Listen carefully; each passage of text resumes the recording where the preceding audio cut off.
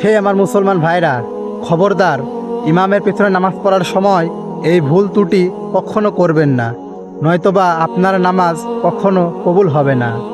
বিশেষ করে পুরুষরা ভিডিওটি মনোযোগ সহকারে দেখবেন, কারণ আমরা পুরুষরা বেশিরভাগ সময় ইমামের পেছনে নামাজ আদায় করে থাকি। আর ভিডিওটি বেশি থেকে বেশি শেয়ার করে অন্যকে জানার সুযোগ করে দিবেন। হয়তোবা আপনার একটি শেয়ারের কারণে অন্য কারো নামাজ ভুল হওয়ার থেকে বেঁচে যাবে। সর্বপ্রথম যে ভুলটি আমরা করে থাকি সেটি হচ্ছে তাকবীরে তাহারিমা। ইমাম সাহেব আল্লাহু আকবার বলে হাত বাঁধার আগেই আমরা হাত বেঁধে ফেলি। দ্বিতীয় নাম্বার যে ভুলটি আমরা করে থাকি সেটি হচ্ছে ইমাম সাহেব রুকুতে যাওয়ার পর রুকু থেকে ওঠার সময় আমরা অনেকেই গিয়ে নিজেই তাকবীরে তাহারিমা দিয়ে হাত বেঁধে রুকুতে চলে যাই, নিজেই আবার রুকু শেষ করে রুকু থেকে উঠে পড়ি। এভাবে কখনো নামাজ হয় না।